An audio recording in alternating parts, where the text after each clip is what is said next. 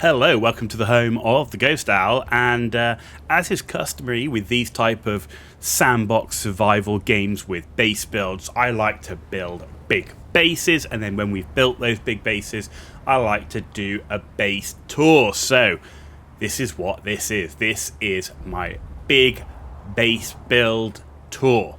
So Dune Awakening, what did we go for? Well, we sided with the Atreides, and we decided to go and build essentially an Atreides airfield or airbase, forward operating airbase. Obviously not a huge thing, but a forward operating airbase.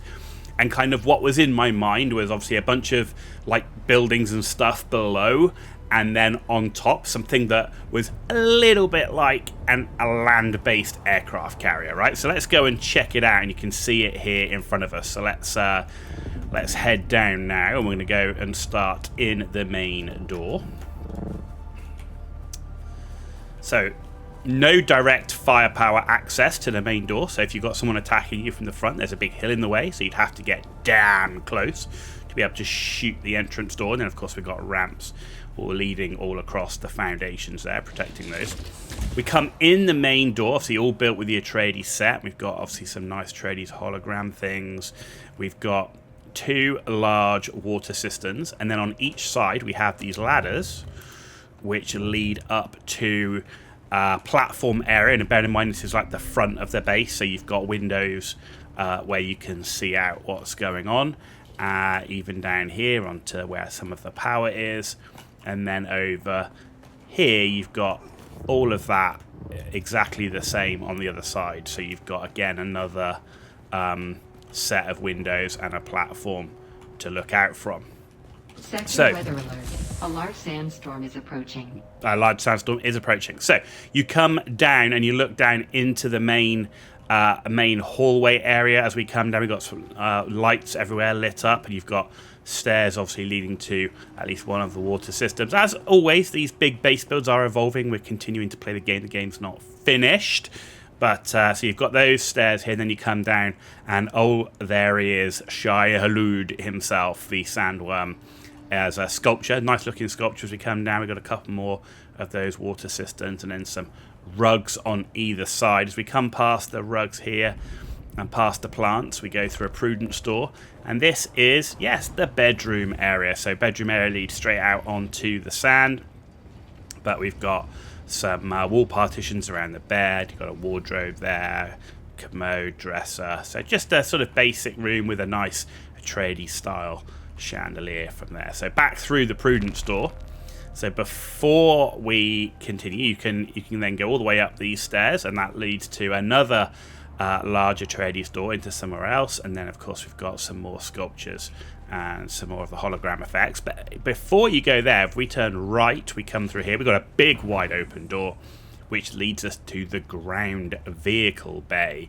So ground vehicle bay, we've got ourselves obviously a set place where we can store batteries and things, and our vehicle fabricator, currently with a Mark V buggy and a Mark V bike in it.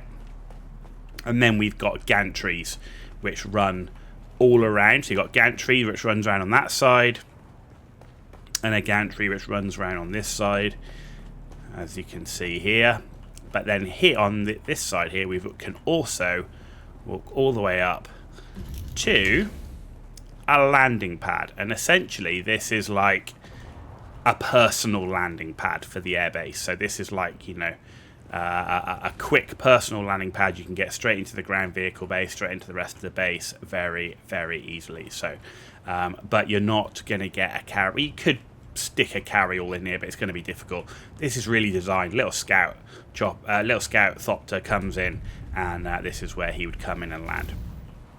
Anyway, back down into the main vehicle bay, and you've got stairs that lead all the way up to a manufacturing room, which we'll come to.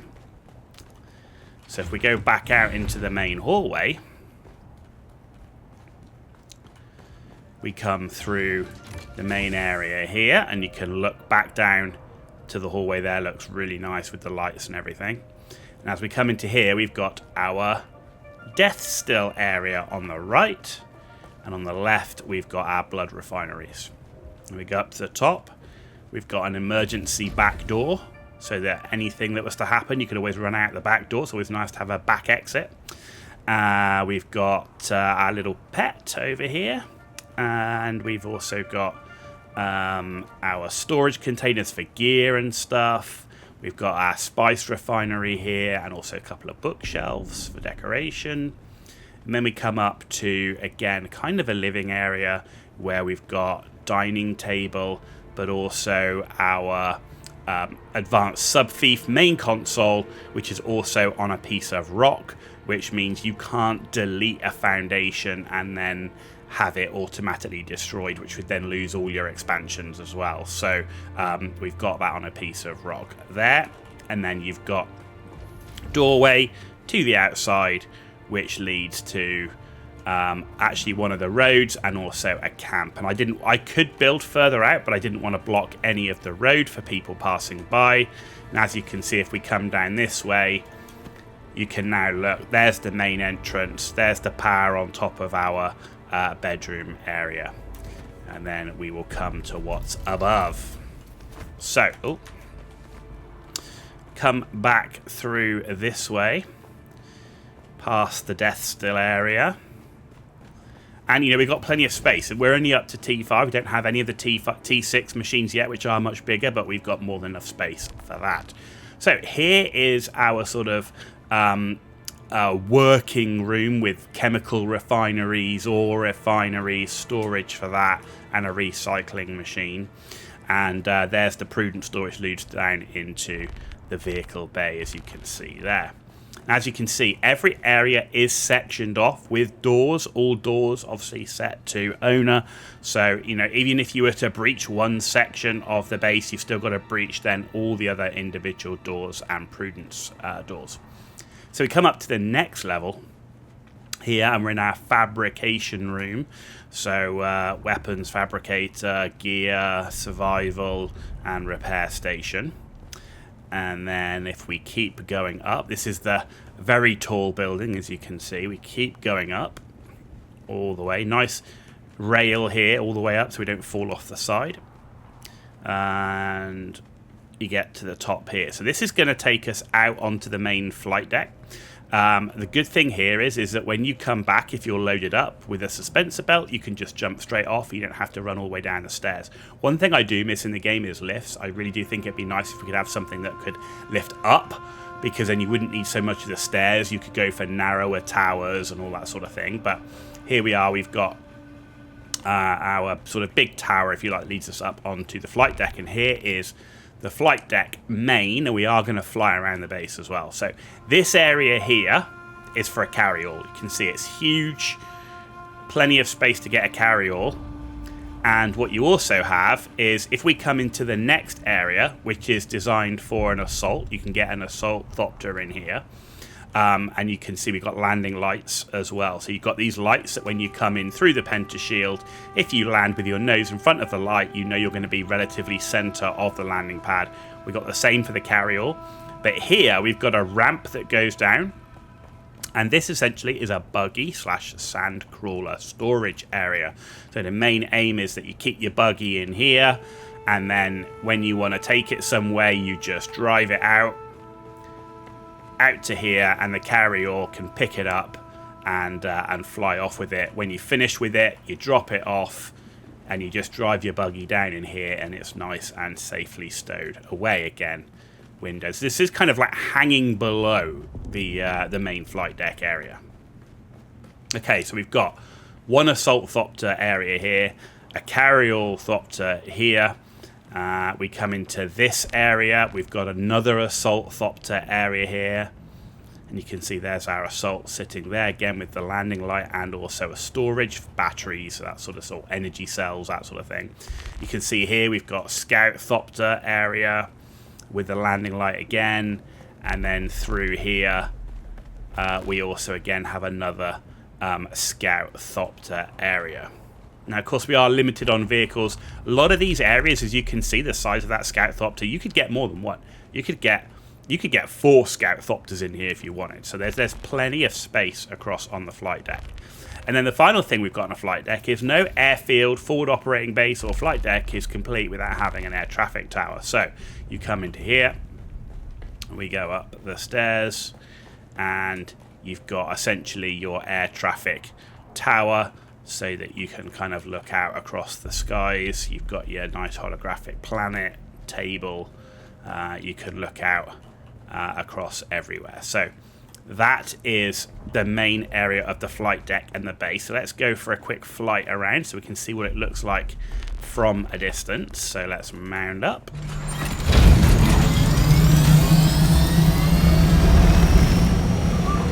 They really need to make vehicle sounds quieter, or have the ability of a slider. So, weird bug on top of here, wouldn't let me place a corner piece, and wouldn't let me place a roof piece, but would let me place a floor piece, go figure. Anyway, so as you can see, here's our air traffic tower. We do have lights on every single corner as well, so you don't fly into it. And you can see here, looking down, there is all of the cells that you can land Thopters in. And as you can see, you can easily get more than one Thopter in some of these. The assault's a pretty big thing. You could shift it over a little bit, maybe get a second one in, but it would be tight. But plenty of space for the Thopters. And then you can see as we come down, this is what it looks like from the front. There's the personal Thopter landing pad. You've got, I kind of want to do almost like a wing type shape design to symbol Atreides Air Force. And you can see there, it's got a lot of support. So we've got all these supports coming across here, supports all across there, supports all across here as well. So a lot of supports in place, as well as having this whole area supported by that huge tower. As you come across inside, you can see here, that's the main hallway that was lit up, and then the stairs that then lead up into the Death Still area.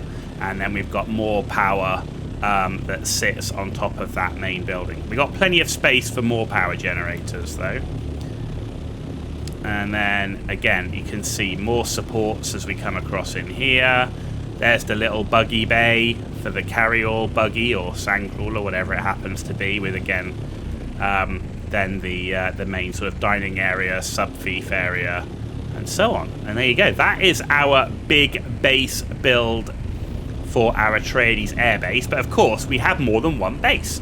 So let's go and check that out now. So this is what was our early mid-game base is now our outpost in the Vermillis Gap.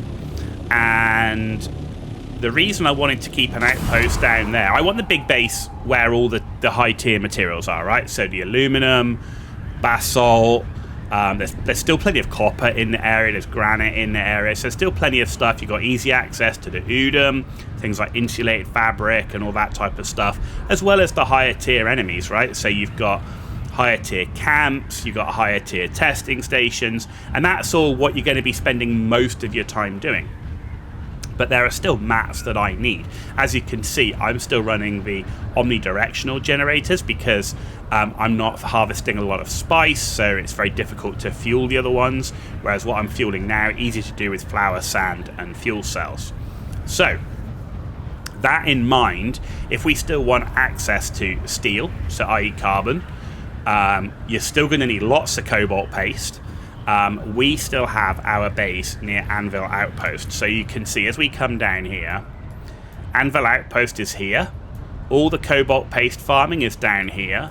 All the carbon farming is here. And there's lots of good areas for flour sand in this area. So by basing in here, we've got access, easy access with a buggy to flour sand, lots of fuel cells, easy driving around in the buggy, and then the cobalt paste run as well. You can cross without having to go near quicksand, cross here, quickly round, and then you're in and farming away. So if we now come down, you can see our base. There's Anvil Outpost, and here's our little outpost. So we'll look at it from the outside first. So you can see here, here's the main entranceway and doors. Again, this is a very functional place because I wanted maximum volume. I wanted to keep the size of the base itself down, to keep any costs of taxes down. Plus, there's not a lot of room for expanders around here. You're either on the open desert or you're blocked by other people. But again, we've got a nice slope that leads up, protecting our foundations, dragon teeth style, around the open sand area, all the way around to the back. And there at the back, you can see we got our penta shield. That's how we get our buggy in and out. He can either come down the ramp exactly underneath where we are. There's also an easy route which comes through here for the buggy as well. Also, then we've got easy access to camps should we need corpses for death still. So there's three guys on top of this, and there's another 1 or 2 people down here. So easy access to corpses very quickly. And then we've got power that can run all the way down that shelf if you needed it, and another shelf here if you needed even more power, but you shouldn't for a base of this size. Then we come into the flight area. As you can see, more than big enough for a scout. Easily get an assault in there as well, maybe a carry-all as well, but it would be a tight fit. Anyway, we come in and then we can land. As you can see, a ton of space. Easy access to the power should you need it. You just run out these doors and there we are. And then also the same on the other side. Fairly functional inside, because when you're in the smaller area, knowing that if you go to T6, the machines are going to get much bigger, you know you're going to need a lot of space. Therefore, you have to make sure you don't waste too much if you're keeping your overall footprint small, which is what we're doing. Base footprint small, so we need to maximize the volume. So pretty square overall. And there you go. That is the inside. This is where we do all our manufacturing stuff. And then down into the main garage area and workshop area. So this is where we're making all of our fuel for our generators. We can ship tons of fuel, again, up to the other base, as well as just shipping silicon blocks, because you'll end up, you can still farm fuel cells up in the eastern shield wall and stuff. So often it's just a case of make the silicon blocks, make the cobalt paste here, and ship that up, and you can carry quite a lot of that in an assault thopter. So you're not, it's not like you're making trip after trip with it. Death still, we keep one death still here because that's important to keep the water up, because we are doing silicon blocks and we are doing the fuel. You can see here we've got a ton of fuel. You can see we're doing some cobalt paste farming, plenty of fuel cells in there as well as plenty of fuel here so that we can maximum fuel, plenty of silicon blocks. So this is our area here with another Mark V buggy for doing that farming. And there you go. That is it, ladies and gentlemen. You can have 3 bases. We have one massive base, which is our Atreides Airfield, and then we have our small outpost. So this was our main base, but then we moved up into the Eastern Shield Wall and built the big base. Hope you've enjoyed this quick base tour, and I hope you've enjoyed the base itself. It was fun to build. I really enjoy the Dune Awakening building system overall. I think it's really good. I think one thing I would like is the ability to kind of reskin. So sometimes you've got, like, if I want to change a floor tile for something else, or I want to change a wall section for something else, you have to destroy it and rebuild it, which makes upgrading bases take a bit longer. It would be good if you, like in Once Human, could just change the skin of the wall so it looked different. But there you go. Thanks all for watching. You've been watching The Ghost Owl, and I'll see you all very, very soon.